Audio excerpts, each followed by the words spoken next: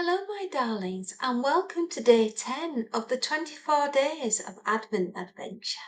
Oh, yes, I believe we're on day 10 already. Where's the time gone?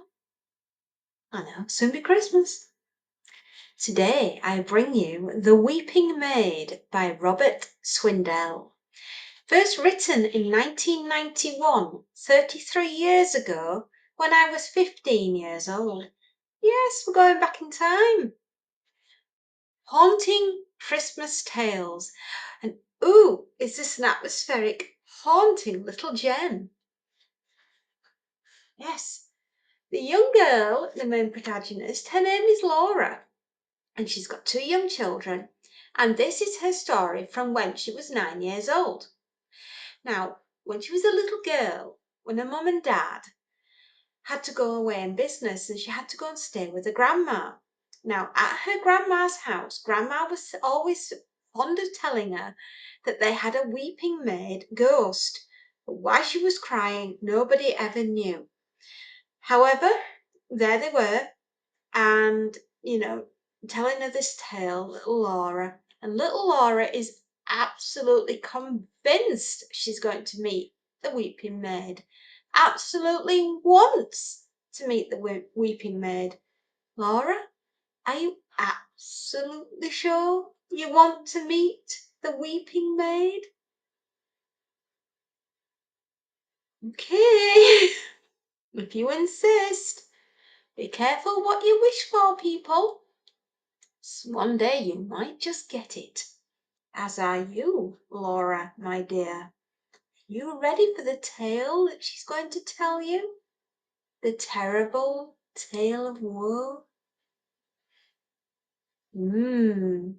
I see, the weeping ghost, the weeping maid, little Alice, that is her name, was madly in love with her beau, Bertie, who was a fishmonger's boy, and they used to see each other every Friday when he dropped the fish round to the big posh house that belonged to the Bertrams. Yeah, the Bertrams.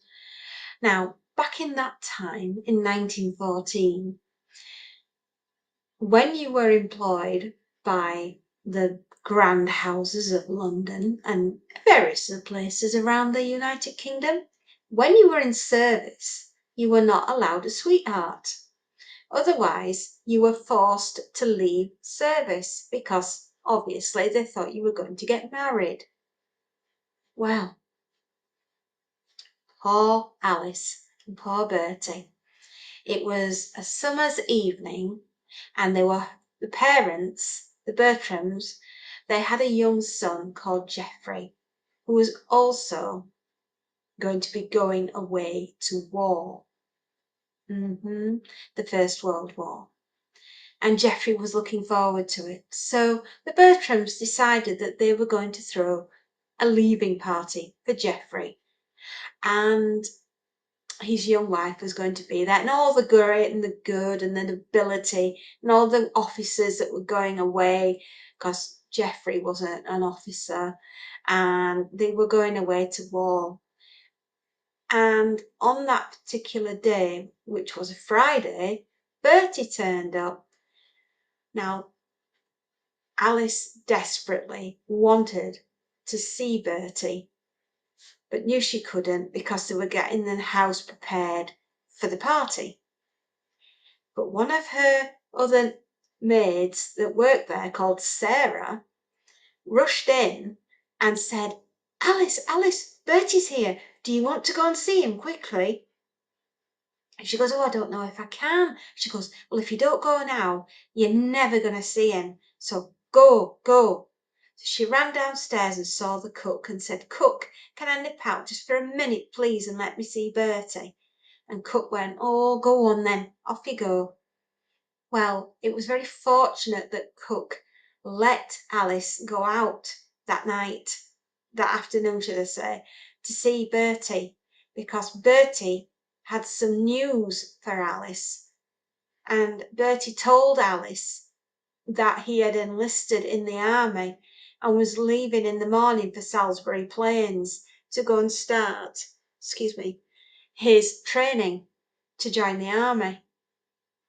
And Alice was so upset and so desperately didn't want this to be their last goodbye. So Bertie said to meet him under the tree where they always met in the park on the Tuesday afternoons, when she got the Tuesday afternoons off from being a maid. And Alice said she would do her best to be there. And so she went to ask if she could go to meet Bertie under the tree, because she knew it'd be the last time she'd see him before he went off to war. And the Bertrams said, no, you can't. You're not allowed. And being how it was in those days, Alice didn't go against what her employers had said, and so she didn't go.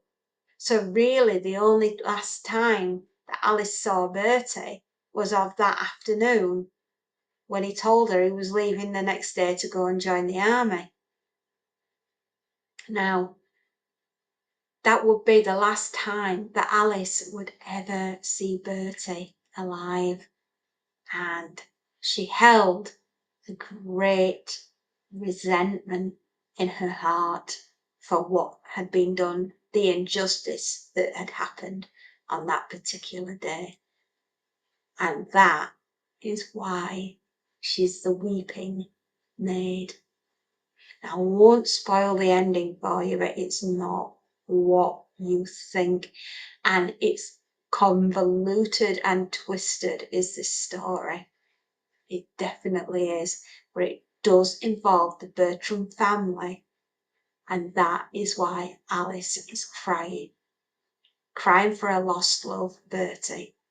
And crying for everything that goes wrong in this entire story. It's very short, it's very sweet, and it's beautifully written. Robert Swindells is a wonderful, wonderful writer.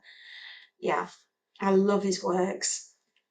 And as I said, this one's from 1991.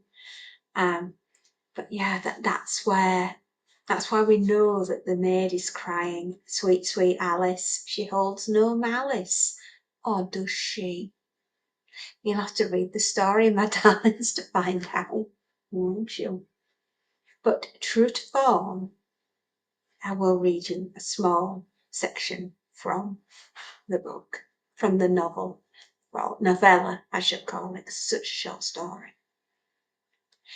My name is Laura, and I have 2 children. Like most children, mine are fascinated by ghosts and films about ghosts and ghost stories. Like most parents, I want to say to them, there are no such things as ghosts. But I can't, because of something which happened to me when I was 9. It happened at Grandma's house in London. It was a big old house on a tree-shaded avenue in a district which had once been very fashionable. Grandma didn't have the whole house. It would have been far too big for her, though her father had owned it all, and his father before him. She had the upstairs part, including some dim little attics which were never used, while some people called Jenkinson lived downstairs and had the use of the cellars. I used to love visiting Grandma because she spoiled me, and because there were big empty rooms to explore, and dim corridors, and great dark cupboards you could hide in. I was allowed to go anywhere I chose, except down the stairs which led to the Jenkinsons' flat. I hardly ever saw the Jenkinsons because we used different staircases, and they were often away on business. It was an exciting house for all sorts of reasons, but the best thing about it was the ghost, and that's what I'm going to tell you about. The ghost was known as the Weeping Maid because it wore an old-fashioned housemaid's uniform and was always seen crying. I'd never seen it myself, but I believed in it because Grandma had seen it lots of times. and so had Grandad before he died. Mum told me she'd never seen the ghost, though she grew up in the house. But I'm afraid I didn't believe her. I suppose she thought I'd be frightened if I knew Grandma's house was haunted. But I wasn't. Ghosts can never hurt you. It's other people who do that. Are you sure, Laura? Are you really sure? Anyway, that autumn, when I was 9, my parents had to go away for a few weeks, and I was sent to stay with Grandma. It was the longest visit I'd ever made, and it was in term time too, so I was really happy. No school, and 3 weeks in which to poke about and look for the weeping maid. The day I arrived, I asked Grandma if she thought I'd see the ghost this time. Do you want to? She asked, and when I nodded eagerly, she murmured, Why, for heaven's sake? I want to ask her why she weeps, I replied, and Grandma shook her head and said, You are an odd child, Laura. Lively, intelligent, and pretty, but definitely odd. I was there 2 weeks before I saw the ghost. 2 weeks and 2 days, to be exact. Every day I patrolled the shadowy landings and wandered through the big cold rooms where the furniture was draped in great white sheets, which made chairs and beds and tables look spooky and somehow menacing. I peered into cupboards whose doors squealed when I opened them, and whipped aside long curtains which looked as though somebody might be hiding behind them. The one thing I didn't do was climb the narrow, creaky staircase which led to the attics. The staircase was dark and twisty, and the 3 tiny rooms under the roof had remained unvisited for so long that generations of spiders had strung their webs across the stair. Though what they caught in them, I do not know. It was far too cold for flies. Anyway, I didn't go up because I didn't fancy breaking through those dusty ancient webs, some of which must have been spun by spiders long since dead. One day, it was late afternoon and beginning to get dark. I was walking along the landing which led past the foot of the attic stairs when I thought I heard someone sobbing. I stopped, holding my breath, and listened. There it was, quite faint, but definitely real. It seemed to be coming from the staircase. I stood absolutely still while my heart pounded and a prickling sensation crept up the back of my neck and over the top of my head. For years I'd longed to meet the weeping maid. Yet now, with the moment surely at hand, I was frightened, and for good reason, Laura, for very good reason. Perhaps I'd never truly believed. I don't know. I can only say that I stood for a long time listening before I gathered the courage to tiptoe forward and peer into the web-furred gloom. It was halfway up, sitting hunched over, with its head in its hands, like the picture of Cinderella in a book I had when I was little. Apart from that, and the black and white outfit it wore, it wasn't the least bit as I'd imagined a ghost would be. I expected it to be semi-transparent, earth-real, scarcely there at all. But in fact it seemed quite real, quite as solid as I was myself. I even fancied I could see the effect of its weight on the step it was sitting on. Though it couldn't weigh much even in life, I had expected a grown woman, but the weeping maid was a frail and tiny, with wrists and ankles like a child's. I couldn't imagine it ever having coped with the sort of back-breaking drudgery which was once the housemaid's lot.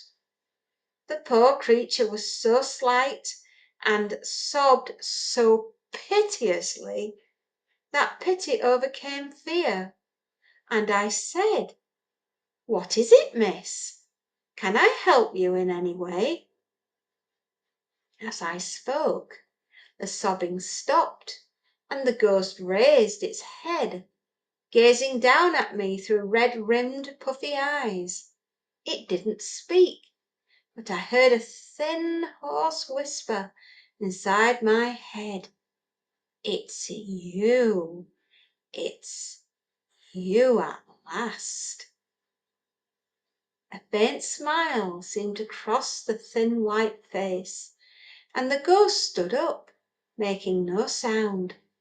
It beckoned with a bony finger, then turned and climbed the stairs, which did not creak. The webs remained unbroken where it passed, and these were the only proofs I had that the maid did not live. I followed, making the staircase squeal, and the web stretched and snapped and clung as I ascended. But I didn't mind. It was a sort of trance, I think. I was not afraid, only intrigued. As I climbed, I asked my question, but not with my voice. I asked inside my head, "Why do you weep?" And the voice I heard before said, "I will show you. Follow me." And that, my darlings, is where I'll leave it, because I don't want to spoil the story for you. Isn't it very, very atmospheric? It's a classic Robert Swindells. It really is. And to think I was only 15 years old when that was written, 33 years ago, in 1991. Well, I'm pretty sure that copies of this are still available, maybe on Kindle or Abbey Books, or even anywhere, World of Books, Amazon. I'm sure you'll be able to get yourself a copy. Yeah. Well, that concludes day 10, my darlings, of the 24 days of Advent adventures. Yeah. Who knows what I'm going to come back with in day 11? Another spooky tale? Probably. Oh, yes, we love a spooky, spooky ghost story heading towards Christmas. Well, thank you for coming here for day 10. And I'll say what I always do. Happy readings, darlings, and enjoy. And if you like what I've done, you can always give me a thumbs up. And if you really like what I've done, you can always give me a follow. See you tomorrow. Bye-bye.